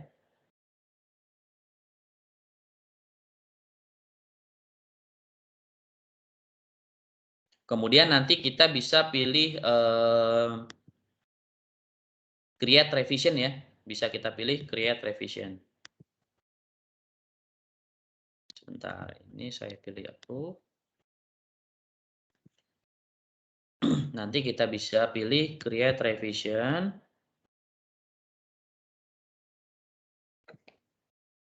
Kemudian nanti bisa kita klik add ya, klik sorry, kalau misalnya kita mau ubah dari planning year yang ada, kita bisa klik, kemudian kita klik edit ya. Kemudian kita pilih misalnya kita merubah 9. Kita save. Nah, ini kalau kita lihat ternyata data detail data already exist in database dengan nomor transaksi ini. Jadi si departemen head ini atau branch head ini dia sudah mengajukan revisi juga ya. Jadi kalau dia udah pernah ada mengajukan revisi tapi belum sampai approve, kemudian dia mau mengajukan revisi lagi, itu nggak bisa ya. Jadi nunggu dulu ya, nunggu sampai dengan di-approve, kemudian nanti baru dia bisa create revision kembali ya untuk prosesnya. Ini kalau kita pilih all, nih ini ada 2 ya, ada yang in progress ya. Ini revisi pertama, ini harus nunggu approval dulu ya, nunggu approval dulu.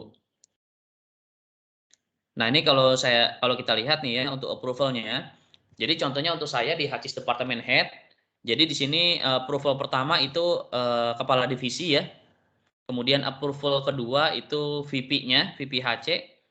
Karena VP HC sedang tidak ada, maka dia masuk ke Pak Chandra ya. Kemudian setelah itu nanti masuk ke TLA Department, Bu Sheni. Kemudian masuk ke HC Operation Division, ada Pak Ayung. Nah, harusnya dari Pak Ayung ini ada ke Pak Chandra dulu ya. Tapi karena Pak Chandra sudah tanda tangan sebelumnya setelah Bu Riri ini, makanya dia nggak muncul lagi di bawah. Kemudian lanjut ke Pak Edi. Ya. Ketika ini semua sudah approve, nah baru nanti statusnya akan menjadi approval ya di sini. Akan menjadi approval dan nanti ketika sudah di-approve, maka MPP-nya itu sudah sesuai ya, sesuai dengan yang dia request yaitu 7 orang. Nah, setelah MPP ini sudah dilakukan, kemudian berikutnya untuk pemenuhan, ini masih di department head atau branch head ya. Nanti ada namanya workforce administration, ini ada employee request ya. Nah, di employee request ini nanti si department head tersebut atau branch head tersebut nanti bisa klik new. Kemudian nanti bisa pilih position. Nah, posisi yang bisa dia pilih di sini posisi yang ada di bawahnya dia saja ya. Kemudian nanti ini total kebutuhannya berapa banyak, misalnya 1. Kemudian nanti SO-nya bisa dia pilih. Kemudian job levelnya bisa dia pilih, misalnya untuk supervisor. Kemudian location-nya misalnya untuk di mana, misalnya Jakarta. Kalau company kita default JNE ya. Nanti tinggal pilih saja. Kemudian kalau kita mau lihat MPP-nya nanti bisa dikalkulate MPP. Nah, nanti di sini akan terlihat ya. Di sini kalau kita lihat MPP headcount ini ada 6 ya, kemudian ada headcount aktual. Ini ada 5 orang ya. Jadi ini MPP-nya, ini aktualnya ada segini. Kemudian masih ada request yang outstanding ada 4. Nah, ini sekarang ada minta lagi 1 gitu ya, sehingga nanti variansinya ini jadi -4 ya. Nah, ini kalau misalnya minus dari MPP yang sudah dibuat, ini nanti MPP reason-nya alasannya silakan diisi. Ini tetap bisa pengajuannya ya, pengajuannya tetap bisa. Nah, nanti tergantung dari si TLA department ya atau HC Operation Division menyetujui atau tidak kalau dia sudah lewat dari MPP yang sudah ada ya. Nah, kalau ini sudah diisi kemudian di-save. Nah, ketika pengajuan employee request itu sudah di-save, nah selain aplikasi Smart HC, nah kita juga dari Human Capital mengeluarkan sistem aplikasi e-recruitment ya Bapak Ibu ya, di mana nanti e-recruitment tersebut juga ada namanya admin portalnya ya. Admin portal itu nanti fungsinya untuk melakukan posting terhadap iklan-iklan yang ada di kita ya. Iklan itu nanti akan muncul dari employee request ya awalnya. Jadi misalnya ada kebutuhan terkait dengan HCIS section head, nah nanti akan masuk ke sini ke e-recruitment. Ini saya buka saja e-recruitment. Jadi ini domainnya ya e-recruitment.jne.go.id. Ini halaman front end-nya ya yang nanti bisa dilihat oleh applicant. Applicant nanti dia bisa melihat vakan-vakan yang ada di kita. Nah, ini nanti yang meng-allow atau menyetujui iklan ini dipublish ini adalah si admin portal ya. Jadi setelah tadi prosesnya employee request itu sudah di-approve, akan masuk ke admin portal. Nah, nanti admin portal itu akan menyeting terkait dengan konten untuk kebutuhan iklannya ya. Kayak misalnya yang ada di sini ya. Ataupun nanti ini kalau saya klik see more nanti akan muncul nih ya terkait dengan job desk dan minimum qualification. Nah, ini nanti yang bertugas mengisi ini adalah si admin portal ya. Kemudian nah, ini ketika si applicant ini masuk ke e-recruitment, dia melihat list vakan. Kemudian dia klik ya see more. Nah, kalau dia cocok ya dia tinggal apply.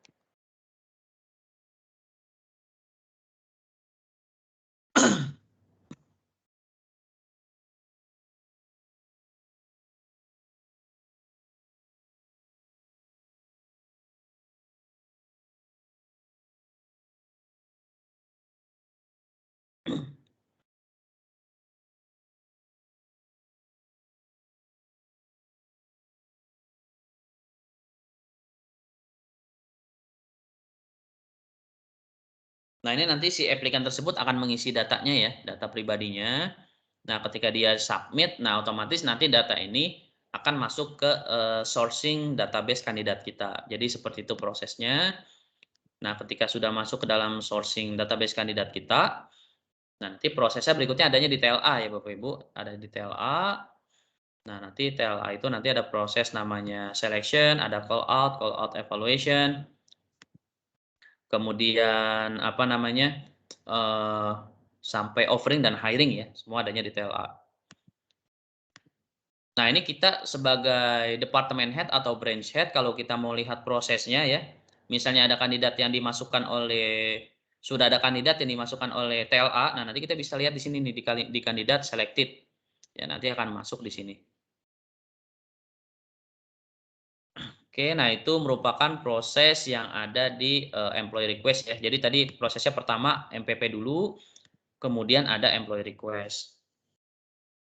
Nah, berikutnya ini kita sebagai leader ya, kalau tadi sebagai department head, ini kita sebagai leader, ini kita ada menu work group design dan work schedule matrix by employee ya. Di mana kedua menu ini fungsinya adalah untuk kita sebagai atasan ini merubah work schedule grupnya si bawahan kita atau merubah shift kerjanya dia di hari apa gitu ya. Work group ini untuk merubah grupnya nanti efektif per kapan. Sedangkan untuk work schedule matrix by employee nanti lebih spesifik lagi. Jadi si karyawan A misalnya di tanggal sekian dia shiftnya kita rubah yang tadinya A jadi B. Nah, ini nanti adanya di work schedule matrix by employee. Tapi kalau misalnya langsung kita rubah grupnya, kita bisa menggunakan work group design. Ini saya klik saja work group design misalnya. Nah, di workgroup design ini kita bisa langsung klik move member ya untuk memindahkan membernya.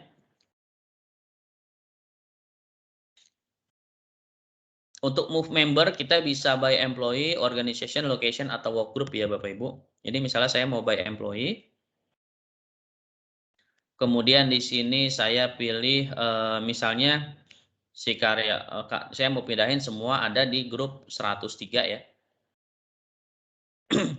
Nah, untuk work group ini, untuk data masternya ya, nanti mungkin Bapak Ibu juga bisa melakukan request ya ke ARD ya, karena kalau sekarang kita work group ini masih mengacu ke sistem yang lama, di mana untuk satu grup itu kita settingnya per minggu ya, jadi ada yang istilah 5 hari kerja atau 6 hari kerja. Nah, sebenarnya kalau di sistem baru kita ini, kita bisa juga setting roster ya Bapak Ibu, setting roster. Jadi kalau misalnya ada karyawan yang misalnya eh, di satu departemen gitu ya, misalnya kita mau buat ada 2 grup atau 4 grup, misalnya 2 grup, misalnya satu minggu, misalnya ada grup A ya, grup A itu minggu pertama dia shift pagi, minggu kedua shift 2, minggu ketiga shift pagi, minggu berikutnya dilanjut gitu ya seterusnya. Kemudian yang grup B-nya minggu pertama siang, minggu kedua pagi, minggu ketiga siang dan seterusnya.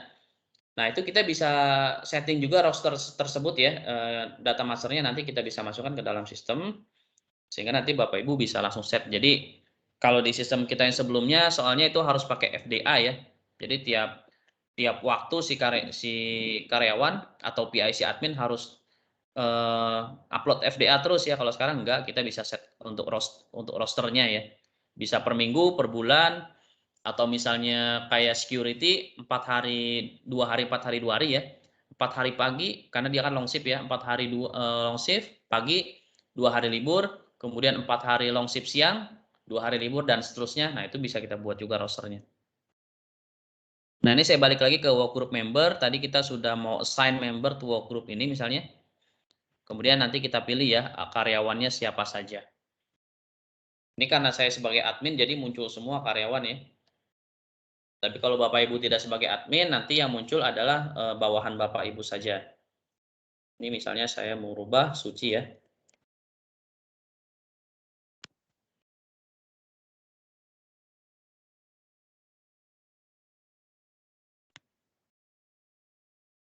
Oke, nanti kalau sudah di checklist, kemudian di save ya. Ketika di save, nanti dia otomatis efektif per tanggal 28 September dia workgroup-nya pindah gitu ya. Pengertiannya seperti itu.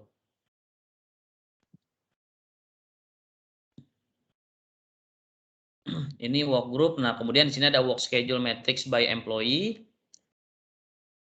Nah, di sini kita bisa men-set schedule namanya ya. Ini saya klik set schedule. Di sini saya bisa pilih employee, misalnya saya mau rubah schedule bawahan saya di tanggal 30 September misalnya ya. 30 September, 1 hari aja. Ini kalau misalnya mau 1 minggu tinggal dipilih aja ya, tuhnya mau tanggal berapa. Kemudian saya mau pilih karyawannya, misalnya saya mau rubah si Suci. Nah, ini nanti muncul. Nah, ini ada shift list-nya ya. Ini shift list-nya terkait dengan jam kerjanya. Nah, kita mau rubah nih ya, Suci awalnya di tanggal 30 ini shift-nya 00.0002 ya, yang ini ya, masuk jam 4 pulang jam 12. Misalnya kita sebagai atasan mau rubah dia, jangan masuk jam segini, tapi eh, di jam 5 pulang jam 1 gitu. Nah, nanti tinggal kita klik ini shift-nya, lalu kita klik yang di tanggalnya ya, sehingga nanti ada perubahannya. Nah, seperti ini. Nah, kalau sudah nanti bisa di-save, maka nanti di tanggal 30 September si Suci ini dia akan berubah shift-nya ya. Coba kita lihat nih di login-nya si Suci. Kita masuk ke attendance. Di attendance-nya dia.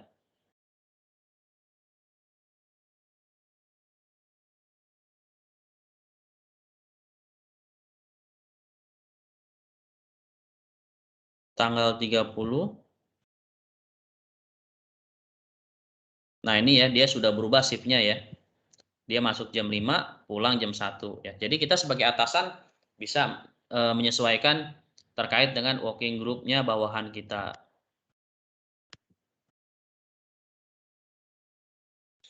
Oke, nah itu terkait dengan group design dan work schedule matrix by employee ya. Kemudian di sampingnya ini ada menu approval, ya ini semua yang berkaitan dengan approval. Nanti seorang leader atau sebagai approver bertindak ya. Nanti dia bisa melakukannya di sini. Kemudian di bawahnya ada my team. Nah, di my team ini kalau kita klik, nah ini kita sebagai leader ya. Ini bisa saya refresh dulu untuk munculin datanya.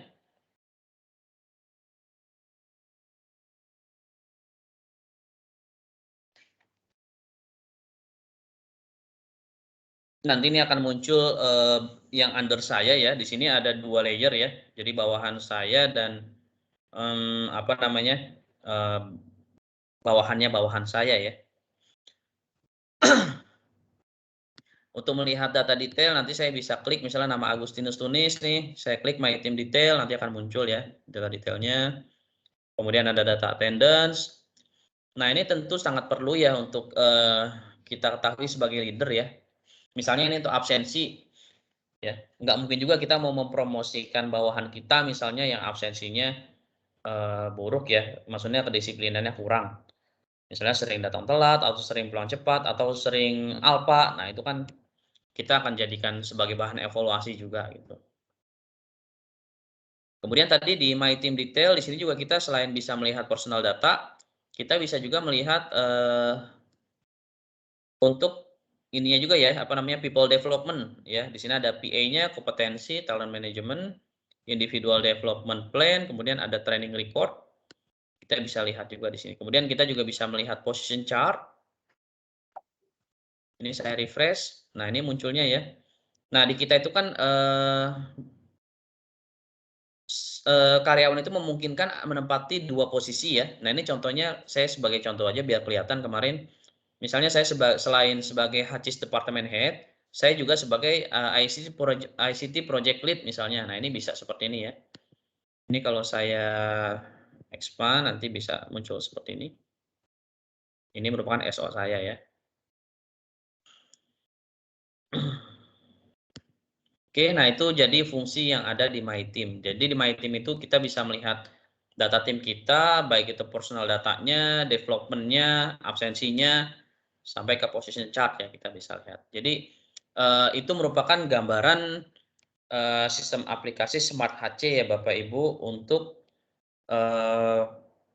versi yang web application-nya.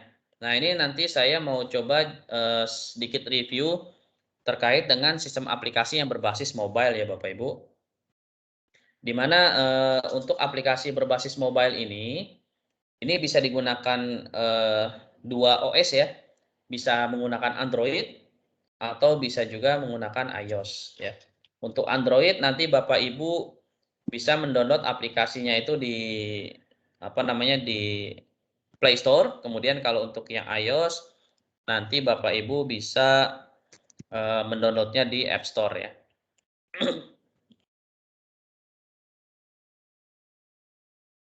Ini saya mau share screen dulu untuk halaman handphone saya.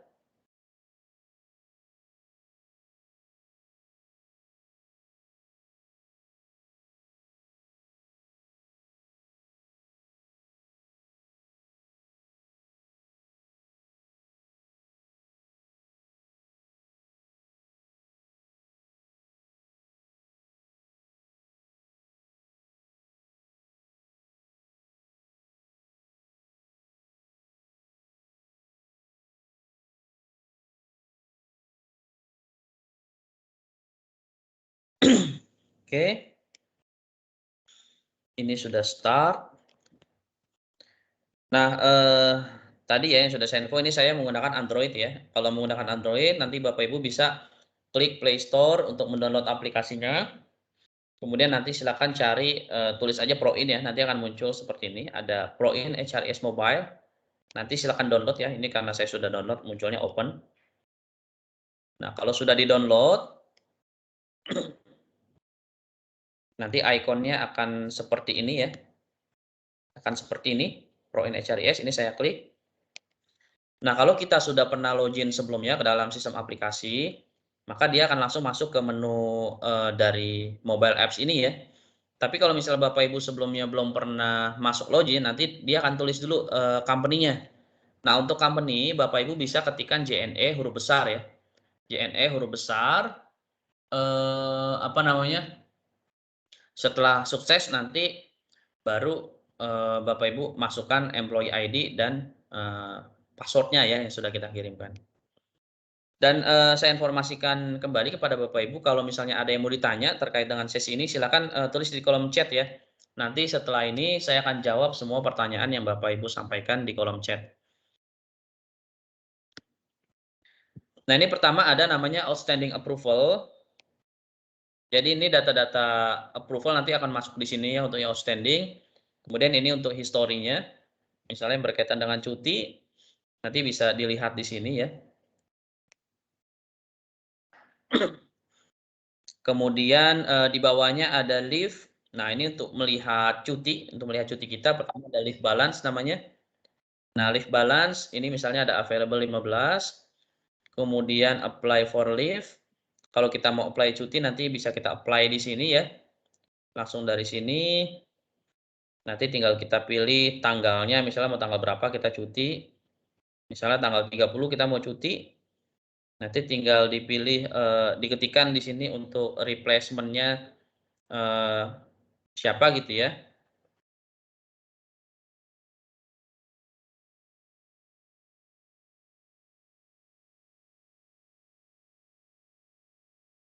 Ini nggak bisa diri sendiri ya, nanti silakan diisi.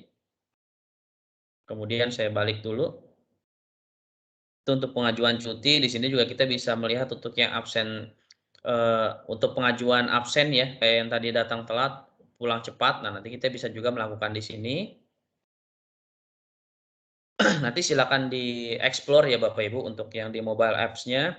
Nah, kemudian di bawahnya ini ada attendance ya, yang tadi saya sudah sebutkan juga waktu penjelasan Smart HC di awal, bahwa, nantinya ya, next-nya, ketika kita sudah menggunakan sistem aplikasi, kita bisa absen dengan menggunakan 2 metode ya. Pertama menggunakan fingerprint, kemudian yang kedua dengan menggunakan, mobile apps. Nah, untuk menggunakan mobile apps, nanti setelah sudah masuk ke dalam aplikasi, Bapak Ibu bisa klik, attendance, kemudian bisa klik, record attendance ya. Nah, jika Bapak Ibu masuk ke dalam area, apa namanya, titik lokasi absen, nah nanti akan muncul nih get time-nya ya, get time ini akan muncul. Tapi kalau misalnya Bapak Ibu tidak masuk ke area atau titik lokasi absen, nah nanti ini nggak muncul nih, ya nggak muncul, jadi tidak bisa get time. Nah ini kebetulan, karena saya lagi WFH, jadi rumah saya daftarkan dulu sebagai titik lokasi absen, sehingga saya bisa, melakukan get time ya, melakukan get time. Nah ini kalau saya get time, nanti akan foto gini ya, kemudian ini saya foto, harusnya kamera depan ya. Nah kemudian nanti klik OK. Nah dia akan tersimpan nih ya, di bawahnya kalau kita lihat. Nah nanti di sini ini record record, absensi kita ya. Dia akan record di sini, ini kalau kita klik, nanti akan muncul. Nah recording-recording terhadap absensi kita. Ini jam 11:01 ya, kita melakukan absensi. Jam yang ada di sini ini jam server ya Bapak Ibu. Bisa jadi nanti berbeda antara jam yang muncul di sini sama jam yang ada di HP Bapak Ibu ya. Oke. Nah, untuk absensi menggunakan mobile apps ini jadi nggak perlu approve lagi ya. Jadi memang sudah langsung approve. Jadi ini untuk absensinya. Kemudian di bawahnya ini ada record activity ya, di mana record activity ini fungsinya itu, untuk kita seorang leader, misal kita sebagai seorang leader ya, kita minta bawahan kita, ini khusus yang di lapangan sebenarnya kerjanya, atau yang kerjanya, keluar ya. Misalnya di hari ini di tanggal 28 September kita minta si bawahan kita, "Kamu ke lokasi A ya jam segini, kemudian jam segini lokasi B, kemudian jam segini lokasi C." Nah, untuk kita mendapatkan buktinya ya, nah nanti si karyawan tersebut bisa check in di sini ya, check in, kemudian dia bisa foto ya. Nah, nanti akan ter-record nih untuk, titik lokasinya ya. Ini titik lokasinya akan ter-record, sehingga nanti si atasan juga, si atasan nanti bisa mendapatkan, akses untuk, my team activity namanya ya. Jadi dia bisa melihat activity yang dilakukan oleh bawahannya. Bener nggak nih ya si bawahannya di hari ini dia ke lokasi A, B, C, D gitu ya. Tentu validasinya dengan, record activity ini. Kemudian ada display attendance, ini fungsinya untuk melihat data absensi, kita ya. Selama apa namanya, satu periode, 1 bulan. Kalau mau lihat backdate bulan sebelumnya tinggal diklik aja di sini, untuk bulan sebelumnya.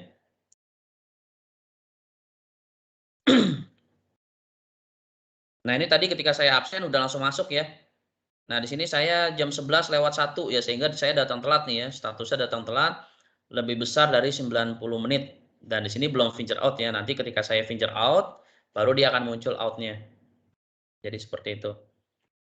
Jadi nanti, Bapak Ibu bisa langsung lihat juga ya display attendance-nya ya di dalam mobile apps ini. Jadi ketika absen. Ini untuk yang menggunakan mobile apps ya Bapak Ibu, tapi kalau Bapak Ibu menggunakan fingerprint, nah itu kita nggak real time. Fingerprint itu nanti akan, ke-record kita punya jam-jam tertentu dia akan, ke-generate ke display attendance ya. Jadi seperti itu. Kemudian ada work schedule, ini tadi ya, kita sebagai leader kalau kita mau rubah schedule grup bawahan kita bisa melalui menu ini ya.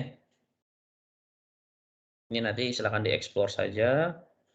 Nah, di bawahnya ada work schedule design, kemudian ada overtime ya. Nah, ini overtime untuk, si karyawan melakukan OT. Makanya, memang kita belum ada perubahan kebijakan ya, kan kalau kebijakan yang sebelumnya untuk overtime itu boleh backdate 1 bulan ya. Nah, harusnya nanti ke depannya, ini Bapak Ibu, karena ini sudah menggunakan sistem aplikasi ya, walaupun dari kebijakan belum berubah, harusnya, ya minimal 2 hari lah misalnya ya, 2 hari, setelah Bapak Ibu melakukan overtime, baik itu lembur atau piket, Bapak Ibu langsung mengajukan nih ya di dalam sistem aplikasi.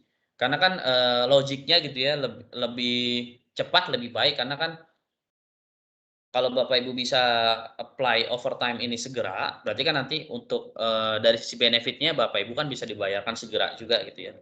Kalau misalnya Bapak Ibu inputnya sebulan ke depan, ya nanti dibayarnya otomatis bulan depannya gitu. Jadi harusnya sudah tidak ada alasan lagi Bapak Ibu mengajukan untuk administrasi overtime ini nunggu berhari-hari ya, jadi harusnya bisa langsung. Dan berkaitan dengan self service ini ya, kami dari Human Capital juga menghimbau kepada Bapak Ibu sekalian, khususnya yang bertindak sebagai leader, ya harusnya berarti ke depan itu mungkin ya sistem kita sudah smart, harusnya Bapak Ibu juga harusnya sudah smart ya. Karena sistem kita ini sudah self service, harusnya untuk segala macam proses administrasi, terutama untuk approval, ya itu bisa dilakukan segera juga ya, bisa segera ditindak.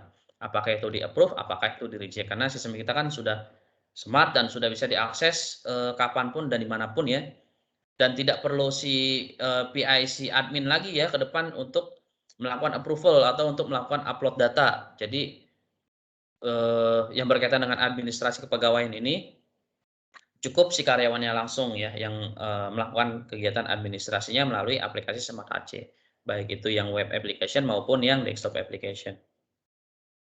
Oke, saya lanjut, kemudian ada performance appraisal dan kompetensi, ini nanti di fase 2 ya. Ini bisa kita lihat, kemudian ada medical benefit, ini untuk reimbursement untuk medical claim ya. Kemudian ada benefit claim, ini tadi untuk yang kepala cabang. Loan, ini tadi untuk pengajuan pinjaman ya. Regulasinya sama ya antara yang di mobile app sama yang di web application. Jadi tidak ada perbedaan. Kemudian ada workforce administration, ini untuk melakukan employee request tadi untuk FPPK ya kalau form manual kitanya. Kemudian ada my profile. Nah, ini jadi untuk melihat data dan melakukan request data selain bisa menggunakan web application, kita juga bisa menggunakan mobile apps ya Bapak Ibu. Jadi ini contohnya misalnya personal data saya cek, personal information, misalnya address lah ya. Ini kebetulan ada change request juga. Nah, misalnya saya mau ada perubahan di sini. Nah, nanti saya bisa klik edit. Nah, nanti tinggal disesuaikan di save ya. Nah, sehingga nanti akan masuk ke EIRD. Jadi opsinya 2 di web application-nya Bapak Ibu bisa lakukan. Kemudian kalau mau melakukannya via mobile bisa juga langsung ya, langsung request. Nah, ini terkait dengan request perubahan data. Nah, ini nanti juga ke depannya pasti ya, nanti dari EIRD juga akan me-reminder Bapak Ibu mungkin per 6 bulan sekali atau per berapa bulan sekali untuk selalu mengecek data dan melakukan perubahan data ya kalau ada yang tidak sesuai. Khususnya data-data yang berkaitan dengan compensation and benefit ya. Nah, itu nanti harus segera diperbaiki. Kemudian ada My Team, ini kalau saya klik, nanti saya bisa lihat terkait dengan tim saya. Misalnya saya mau lihat Suci, nah di sini saya bisa melihat sama seperti yang ada di web application ya. Kemudian ada My Team Display Attendance.